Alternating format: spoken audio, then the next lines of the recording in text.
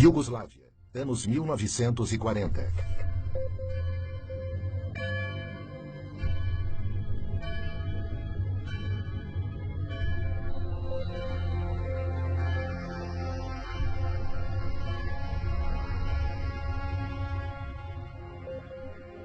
O cardeal Aloysius Stepinac saiu em defesa das minorias e protestou oficialmente contra as leis racistas e as perseguições raciais e religiosas. Foi levado a julgamento e foi condenado.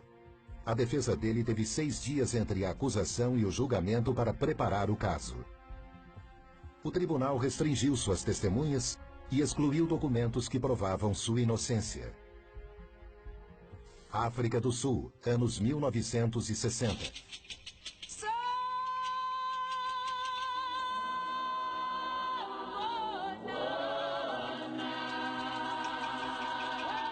One of the mistakes which some political analysts make is to think that their enemies should be our enemies.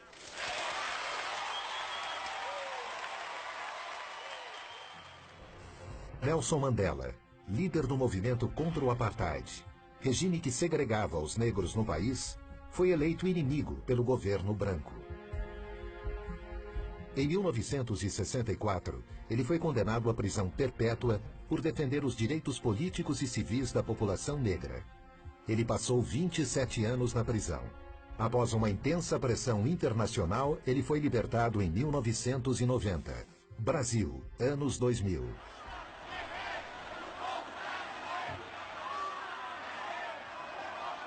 E é com essa força que nós vamos virar o jogo e vamos trazer a democracia de volta para esse país e vamos fazer com que o povo pobre desse país, a classe média e os pequenos empresários voltem a acreditar nesse país. Ao me eleger presidente da República, o Brasil deixou claro que havia decidido trilhar um novo caminho. Um caminho em que a distribuição de renda é fator decisivo de um novo tipo de desenvolvimento, mais inclusivo, mais humano, mais sustentado e duradouro. O ex-presidente Lula é vítima de um ato ilegal coletivo para desacreditá-lo e afastá-lo da vida pública. Para impedir que Lula seja eleito sem que ele tenha cometido qualquer crime. Essa é a luta travada por alguns juízes, procuradores da República e grande parte da mídia no país. Essas 3 histórias têm um ponto em comum: o lawfare. O termo lawfare foi criado em 2001 pelo major-general da Marinha Americana Charles Dunlap e desde então tem sido estudado em importantes universidades como Harvard, por exemplo.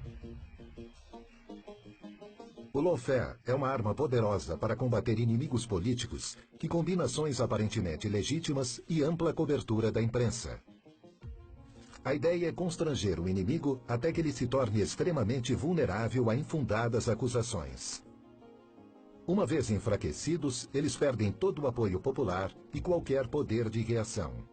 Com o objetivo de arruinar alguém, o lawfare usa as seguintes estratégias: o abuso das leis vigentes para deslegitimar e prejudicar a imagem pública do adversário, uso do processo legal para cercear sua liberdade, intimidá-lo, silenciá-lo, influenciar negativamente a opinião pública para antecipar a sentença condenatória e cercear o amplo direito a uma defesa imparcial, pressionar agentes públicos e promover retaliações contra políticos para obstruir os mecanismos legais de defesa, manipulação estratégica de uma causa falsa, tentativa de intimidar advogados de defesa. Uma guerra com um ataque pensado minuciosamente em 3 dimensões. A primeira dimensão é geográfica. Aqueles que estão atacando escolhem o campo de batalha mais vantajoso. O embate se dá na vara ou no tribunal que melhor atender ao objetivo de acabar com seu opositor. A segunda dimensão é a escolha de uma lei especificamente moldada para aquela guerra. A terceira dimensão consiste em externalidades. Um papel desempenhado principalmente pela mídia que cria uma sensação de presunção de culpa. Para o antropólogo John Comaroff, professor da Universidade de Harvard e um dos maiores especialistas em lawfare, o ex-presidente Lula é o maior exemplo brasileiro de alguém que é vítima de abuso da lei para fins políticos. Para ele, a justiça do Brasil está manipulando as leis e criando uma presunção de culpa contra o ex-presidente Lula. The violence of the law has replaced the violence of the gun because you destroy people, you deface them, you erase them, you take away their assets, you take away their dignity, you take away their lifestyle. Os ataques y violaciones como queriendo desvanecer rumores que circulaban en los corredores de la Corte Nacional de Justicia.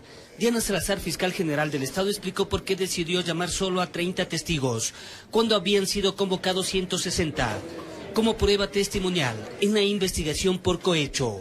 Porque con esos 30 tenemos la suficiente prueba para confirmar la teoría del caso, que se trata de una estructura criminal, no lo ha establecido la Fiscalía, sino una perito técnico-científica que operó entre el año 2012 y 2016 bajo la modalidad de cruce de facturas y en efectivo recibían sobornos a cambio de que se entregaba por parte de las empresas de ser beneficiarias de contratos. Al cumplir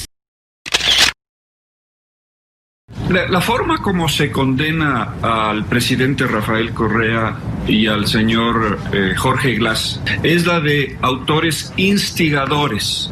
Estos dos personajes de lo que se conoce como una influencia cognitiva y volitiva sobre todos los demás miembros de esta red. De modo que el hecho de que los señores Correa y Glass no hayan sido las personas que directamente negociaban los sobornos o los contratos, no deja de hacerles a ellos autores del delito. Ahora, en el derecho penal del Ecuador...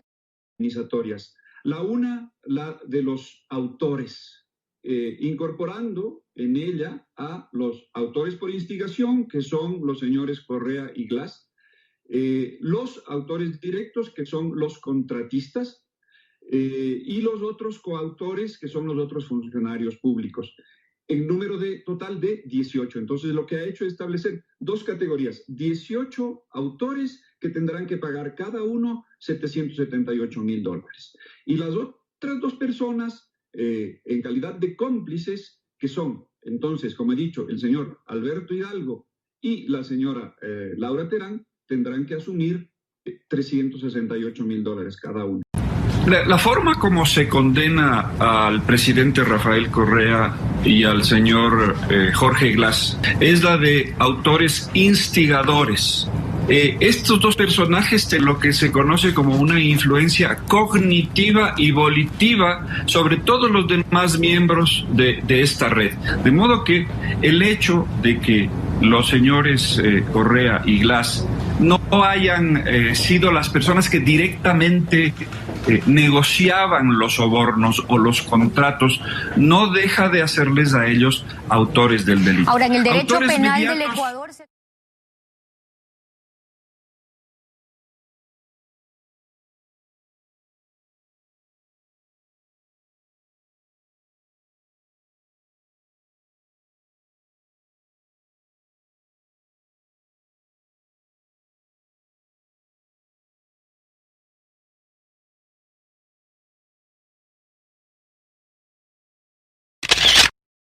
Dos días después de que la fiscal general Diana Salazar notificara el cierre de la instrucción fiscal dentro del caso Sobornos 2012-2016, las últimas versiones se suman a la causa.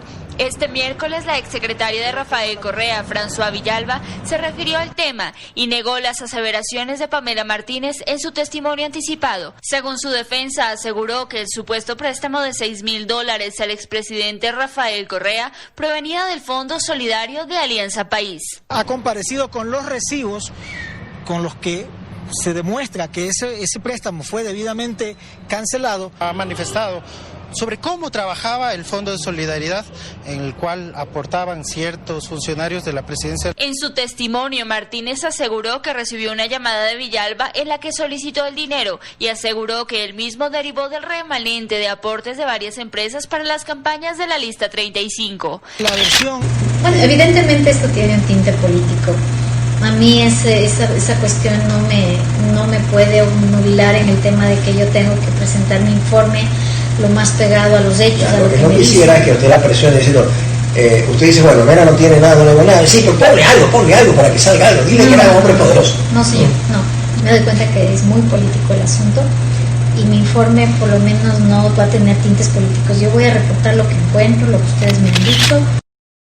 Tampoco es fácil hacerlo con un fiscal en transición que no tiene certeza de qué puede deparar su futuro si es que toma decisiones incorrectas, es realizar.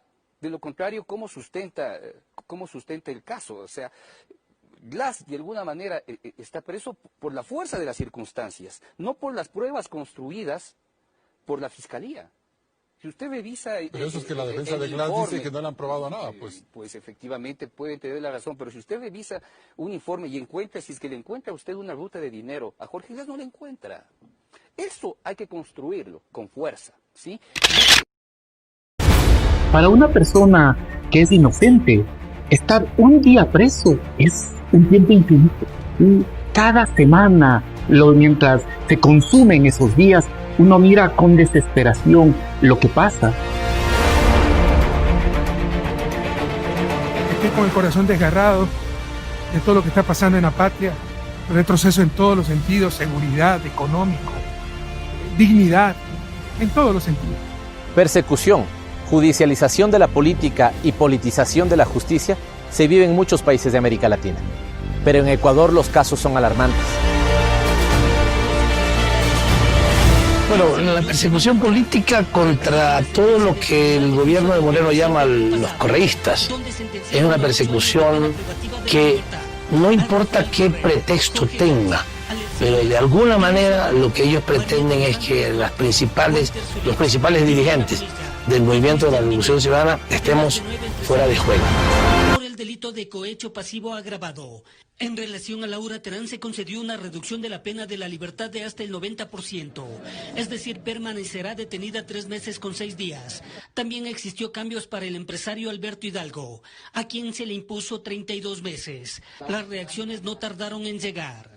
Se ha ratificado una sentencia que a criterio de esta defensa no guarda lo más mínimo criterios de motivación, cambia absolutamente los hechos fácticos y la apreciación jurídica realizada por Fiscalía. Nuevamente con preocupación hemos visto que en la resolución del día de hoy no se ha recogido en lo que respecta a Edgar Salas todos los argumentos de descargo que se presentaron por más de 1 hora y media de exposición en la audiencia de apelación. Asimismo, los jueces determinaron que por el principio de favorabilidad se ordena la suspensión de los derechos de ciudadanía de los sentenciados, Alexis Mera y Walter Solís, quienes apelaron, por el tiempo igual al de la condena, y ya no los 25 jueces años vinculados a una determinada parcialidad política, testigos poco fiables, ausencia de pruebas, implicación partidista de los grandes medios de comunicación y condena decidida de antemano. Seguro que la historia les suena conocida, pero a lo mejor no sabían que tiene nombre. Se denomina lawfare, guerra jurídica en castellano, y parece que se ha puesto de moda en Latinoamérica. El término lawfare empezó a rodar con fuerza en las redes sociales esta semana por el mediático caso del vicepresidente ecuatoriano Jorge Glass, acusado de corrupción y condenado a 6 años de prisión, con un código penal anterior al vigente, sin pruebas materiales y basándose exclusivamente en la confesión de otro acusado, que fue absuelto de toda culpa precisamente gracias a su testimonio. Para muchos ecuatorianos, todo esto no ha sido más que un juicio político disfrazado, debido a la cercanía del vicepresidente Jorge Glass al exmandatario Rafael Correa, actualmente enfrentado al presidente Lenín Moreno. Pero el lawfare no solo está en boca de los ecuatorianos, también se ha sumado al debate político en otros lugares de Latinoamérica, como Argentina o Brasil. Reorganización del aparato judicial primero, acusaciones con mucho impacto y poco sustento después, y lo más importante, una prensa que tome partido activamente en la causa. Infames traidores a la patria. É Lula o chefão do maior esquema corrupto da história da humanidade. Termine o no en condena firme, esta guerra judicial casi siempre logra la aniquilación política del adversario. Los paralelismos entre la teoría del lawfare y la realidad político-judicial actual en varios países latinoamericanos son señalados por cada vez más gente, así como la paradoja de que quienes están enfrentando estos juicios son los mismos exmandatarios que eran acusados por los grandes medios de politizar la justicia cuando estaban en el poder, por los grandes medios y por quienes ahora ocupan sus cargos.